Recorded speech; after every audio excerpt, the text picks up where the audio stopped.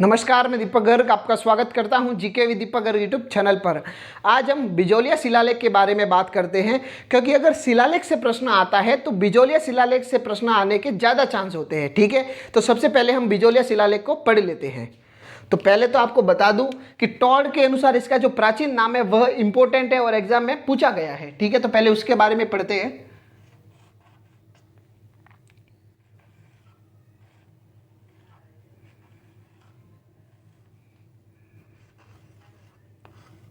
Tod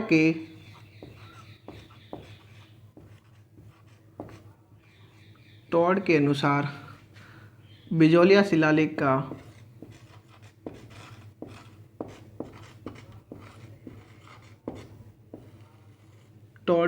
Bijolia शिलालेख का प्राचीन नाम, यह एग्जाम में पूछा गया है, आप रट लेना इसको। ठीक है, प्राचीन नाम जो था वह है विजयावली।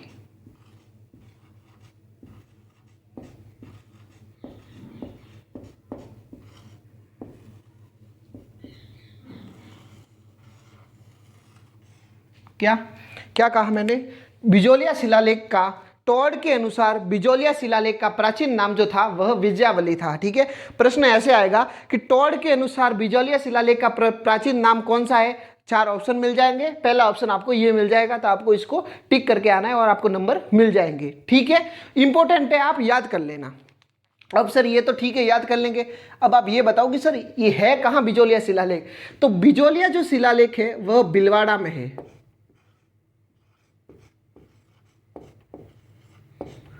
कहाँ पर है? भीलवाड़ा में। ठीक है, अब सर भीलवाड़ा जिला तो बहुत बड़ा है, भीलवाड़ा जिले में कहाँ पर? तो भीलवाड़ा जिले के एक क्षेत्र पड़ता है, उसका नाम है बिजोलिया।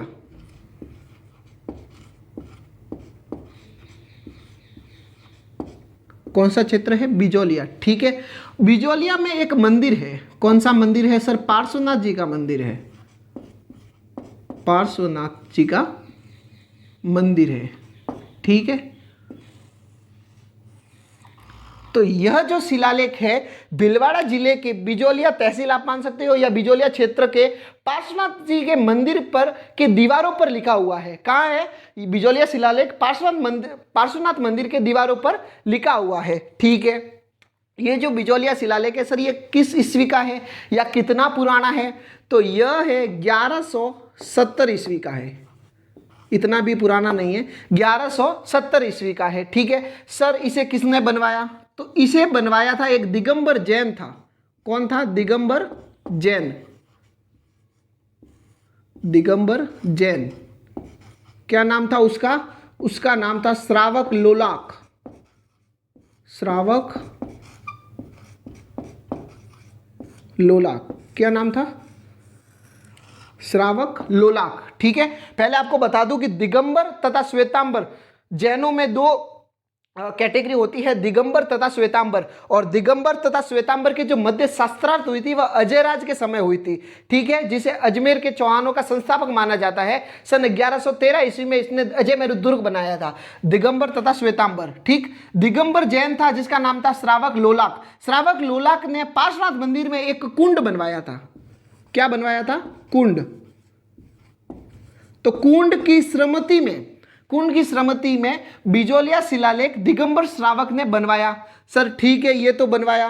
सर इसने तो कोई बनाया नहीं होगा, इसको रचा किसने होगा? लेखक अलग होगा, उत्कीर्णकर्ता कोई अलग होगा। तो सर उनके नाम बताइए। तो मैं आपको बताता हूं, बिजोलिया शिलालेख का जो रचयिता है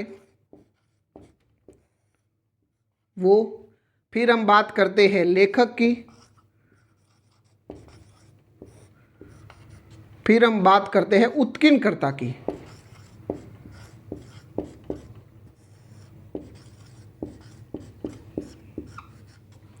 रचयिता इसका है गुणभद्र। कौन है? गुणभद्र। ठीक है, लेखक इसका है कायस्थ केशव। कायस्थ केशव। और उत्कीर्णकर्ता है गोविंद। आप गोविंद मान सकते हो। क्या नाम है? गोविंद। ठीक है, क्या कहा, बिजोलिया शिलालेख का जो रचयिता है वह है गुणभद्र, लेखक है कायस्थ केशव और उत्कीर्ण करता है गोविंद। चलो ठीक है। अब सर ये किस भाषा में है? यह संस्कृत भाषा में है। कौन सी भाषा है इसकी? संस्कृत भाषा में है। इसमें जो 13 पद्य है, याद रखना, इसमें कुल 13 पद्य है। ठीक है, यह सर किससे संबंधित है? तो आपको बता दूं, यह सांबर तथा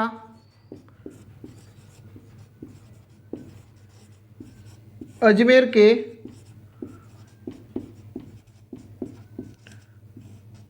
चौहानों से संबंधित है। चौहानों से संबंधित है। बिजोलिया शिलालेख सांबर तथा अजमेर के चौहानों से संबंधित है। सर किस प्रकार संबंधित है? तो बिजोलिया शिलालेख में चौहानों के लिए एक शब्द का प्रयोग किया गया है, वह शब्द है ये विप्र श्रीवत्स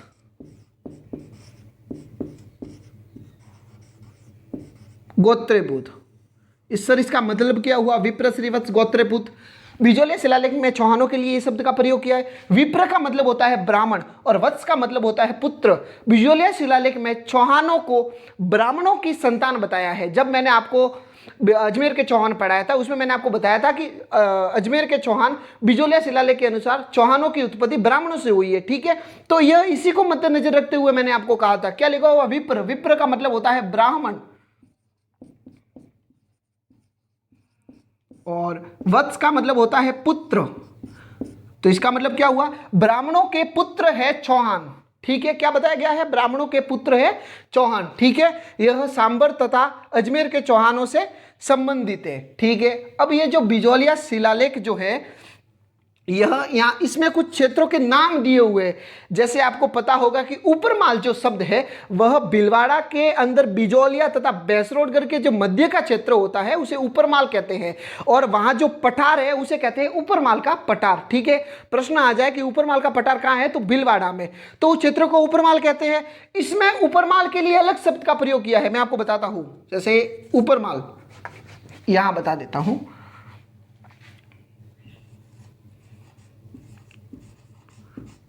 ऊपरमाल। ठीक है, फिर है जैसे जालोर के लिए भी इसको अलग शब्द से पुकारा गया है, यहाँ पर जालोर। फिर है सांबर और ऊपरमाल हो गया, जालोर हो गया, सांबर हो गया, फिर है बिनमाल। ये 4 शब्द है, इनके लिए 4 क्षेत्र है, इनके लिए इस बिजोलिया शिलालेख में अलग शब्दों का प्रयोग किया है। ऊपरमाल के लिए यहाँ जो शब्द मिलता है वह मिलता है उत्तमाद्रि। कौन सा शब्द मिलता है? उत्तमाद्रि। ठीक है, जालोर के लिए मिलता है जाबलीपुर और सांबर के लिए मिलता है साकंबरी। क्या नाम मिलता है? साकंबरी। ठीक है, बिनमाल के लिए मिलता है श्रीमाल। कौन सा शब्द मिलता है? श्रीमाल। ठीक है, क्या कहा मैंने? बिजोलिया शिलालेख में कुछ क्षेत्रों के, कुछ स्थानों के अलग नाम दिए हुए हैं। जैसे ऊपरमाल के लिए उत्तमाद्रि, जालोर के लिए जाबलीपुर, सांबर के लिए साकंबरी, बीनमाल के लिए श्रीमाल शब्द का प्रयोग किया हुआ है। ठीक है, यह जो बिजोलिया शिलालेख है यह कहाँ आया हुआ है?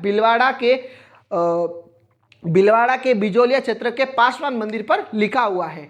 ठीक है, इसमें कुल 13 पद्य है। रचयिता गुणभद्र, लेखक कायस्थ केशव, उत्कीर्ण कतरा है गोविंद। ठीक है, और इसमें सांबर तथा अजमेर के चौहानों से यह संबंधित है। ठीक है, 1170 ईस्वी का है। दिगंबर जैन श्रावक लोलाक ने इसे बनवाया था। किस कुंड की श्रीमती में? ठीक है, ये कितने हुए? 1 2 3 4 5 6 और ये 7 और ये 8 और ये 9 हो गया। ठीक है, मैंने आपको 9 बातें इसकी बता दी है। अब हम बात करते हैं एक अन्य शिलालेख जो इंपोर्टेंट शिलालेख है, वहां से भी प्रश्न आ जाते हैं, मैं आपको वह भी करवा देता हूं। उस शिलालेख का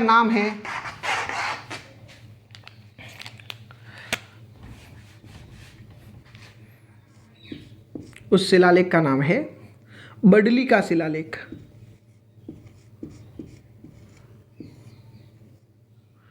बडली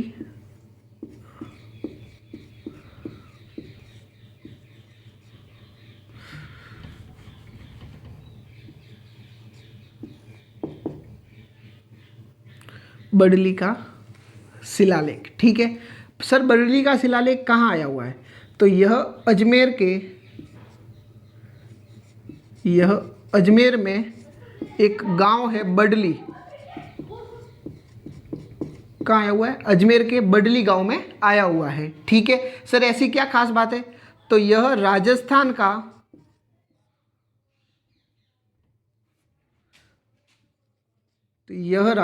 का सबसे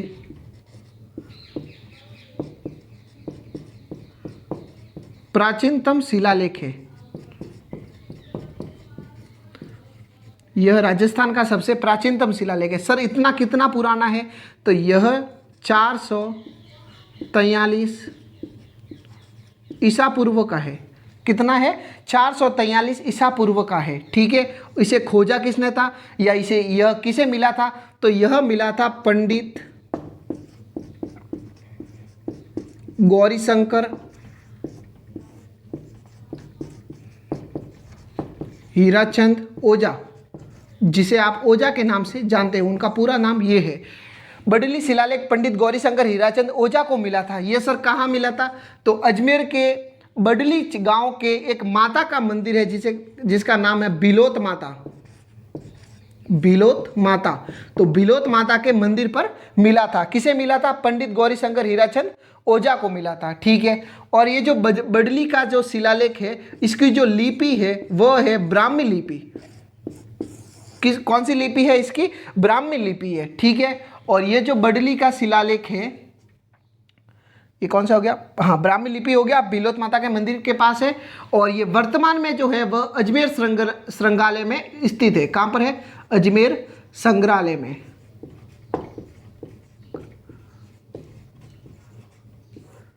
अजमेर के राजपूताना म्यूजियम में स्थित है। कहाँ पर है ये? अजमेर के संग्रहालय, जो राजपूताना संग्रहालय है वहाँ पर ये स्थित है और सुरक्षित है। ठीक है, ये हो गया बडली का शिलालेख। ये राजस्थान का सबसे प्राचीनतम शिलालेख है। छोटे मोटे एग्जामों में डायरेक्ट फैक्ट पूछता है कि राजस्थान का सबसे प्राचीनतम शिलालेख कौन सा है? बडली का शिलालेख। कहाँ स्थित है? अजमेर में। किस ईस्वी का है या ईसा पूर्व का है? तो 443 ईसा पूर्व का है। पंडित गौरीशंकर हीराचंद ओझा ने खोजा था और यह बिलोत माता मंदिर के पास है और यह ब्राह्मी लिपि का है। ठीक है, एक और शिलालेख है जो बता देता हूं आपको।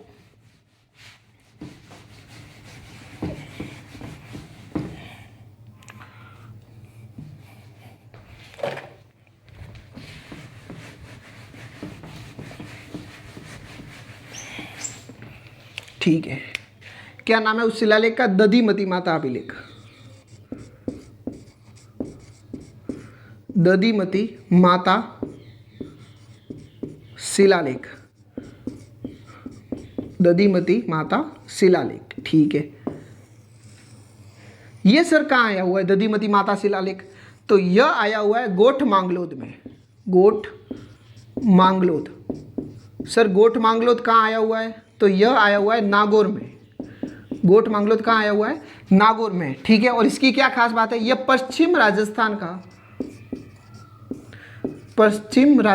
का सबसे प्राचीन शिलालेख है। यह पश्चिम राजस्थान का सबसे प्राचीनतम शिलालेख है। सर कौन सी ईस्वी का है? ये 608 ईस्वी का है। कौन सी ईस्वी का है? ये 608 ईस्वी का है और ये वर्तमान में अजमेर संग्रहालय में है। अजमेर संग्रहालय में स्थित है। ठीक है, वहाँ सुरक्षित है। गोठ मांगलोद कहाँ है? और इसमें जो गोठ मांगलोद के आसपास का जो क्षेत्र है उसके लिए दाहिमा शब्द का प्रयोग किया गया है। दाहिमा शब्द का प्रयोग किया गया है, याद रखना। प्रश्न आ सकता है कि दधिमती माता शिलालेख में गोठ मांगलोद के आसपास के क्षेत्र के लिए किस नाम का प्रयोग किया है? तो दाहिमा शब्द का। ठीक है, बडली शिलालेख हो गया, दधिमती माता शिलालेख हो गया और बिजोलिया शिलालेख की हमने बात कर ली। ठीक है, अब हम नेक्स्ट वीडियो में हमें ऐसे इसी तरह की कुछ फैक्ट लाएंगे। अगर आपको हमारी वीडियो पसंद आई है तो वीडियो को लाइक करें तथा हमारे चैनल पर नए हैं तो चैनल को सब्सक्राइब करना ना भूलें और घंटी के बेल आइकन को भी दबा दें। हम मिलते हैं नेक्स्ट वीडियो में।